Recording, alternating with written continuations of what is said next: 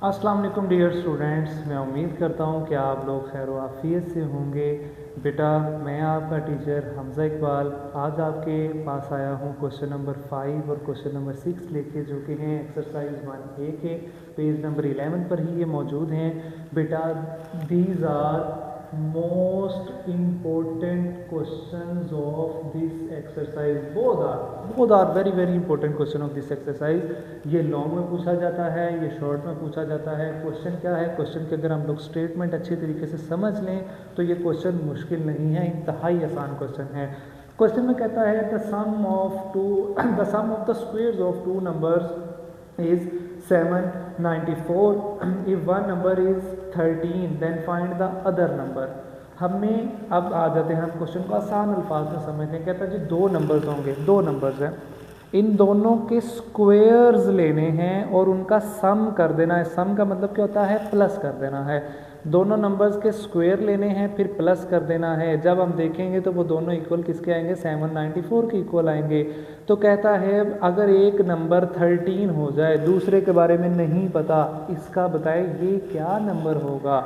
जिसके बारे में नहीं पता होता हम सपोज कर लेते हैं कि वो x है और एट द एंड हम उस x की वैल्यू से बता देंगे कि हमारे पास x की वैल्यू क्या आ गई, जो नंबर वो जानना चाहता था। तो हमारे पास बेटे हम कहते हैं let the other number is x। हमने सपोज कर लिया वो जो दूसरा नंबर है वो x है। अब हम करेंगे according to our condition, according to given condition.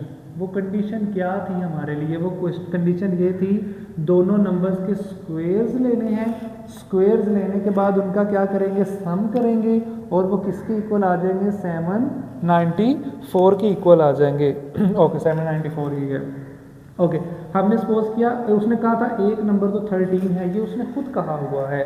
दूसरा नंबर हमने सपोज किया वो x है, ये x का स्क्वायर एज इट इज 13 के स्क्वायर का मतलब क्या है? 13 मल्टीप्लाई बाय 13 वो बन जाएगा 169। ये 794, ये x स्क्वायर ये 794, ये प्लस का 169 है, ये प्लस का 169 है। इस साइड पे जाके क्या करेगा?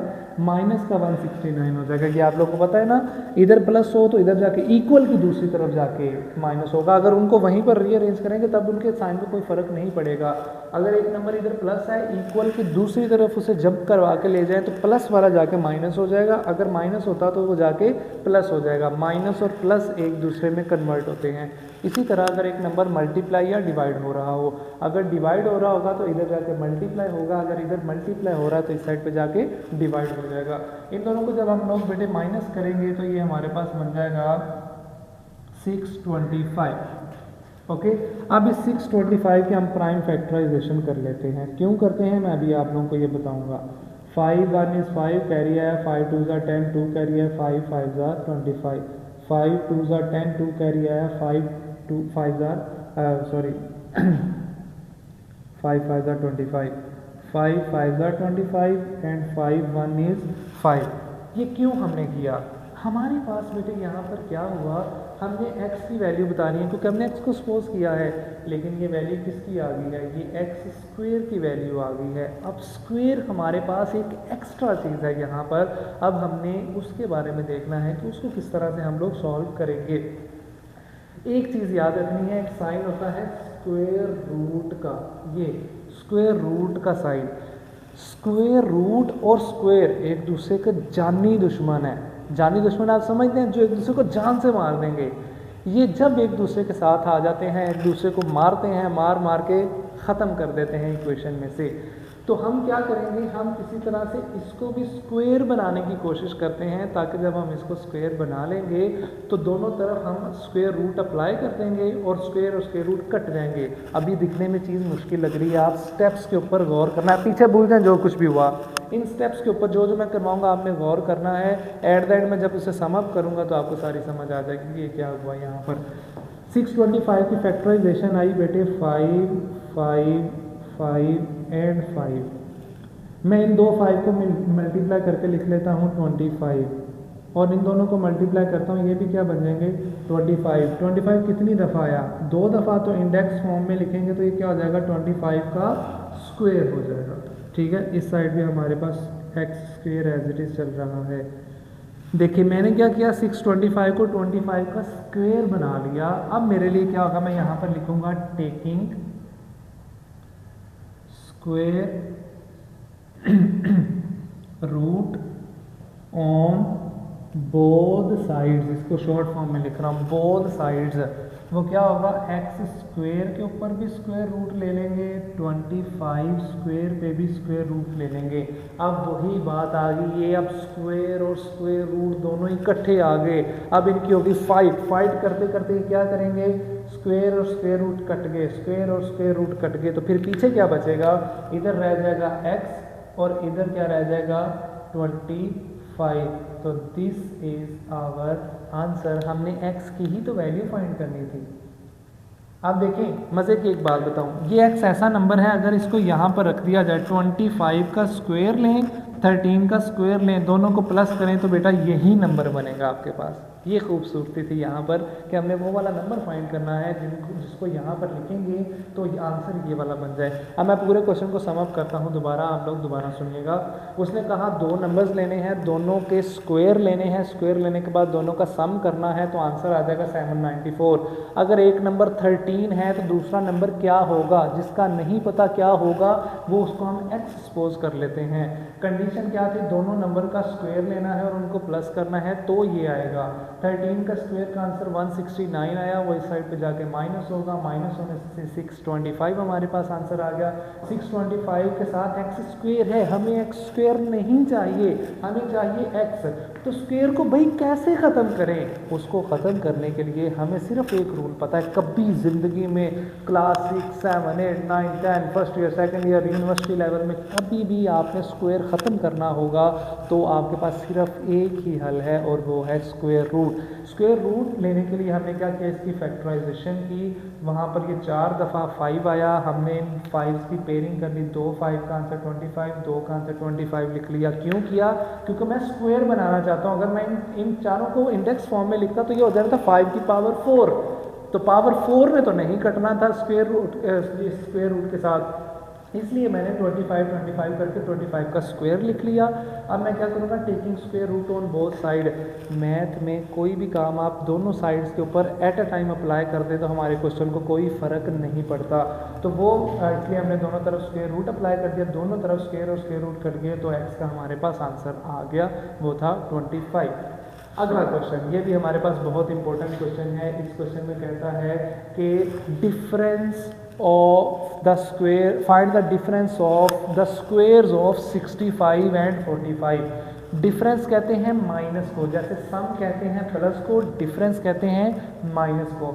हमने कहता है 65 और 45 के स्क्वायर्स का डिफरेंस निकाल के दें कितना होगा। अकॉर्डिंग टू अवर कंडीशन 65 का भी स्क्वायर लेना है, 45 का भी स्क्वायर, और उनका क्या कर देना है, डिफरेंस फाइंड करना है, उन दोनों को माइनस कर देना है।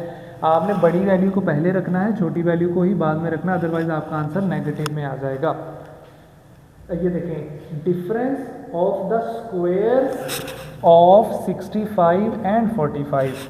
65 का स्क्वायर 2 दफ़ा, 45 का स्क्वायर का मतलब 2 दफ़ा, मल्टीप्लाई करें, नंबर आए, दोनों नंबर्स को माइनस कर दें, हमारे पास 2200 आंसर आ जाएगा।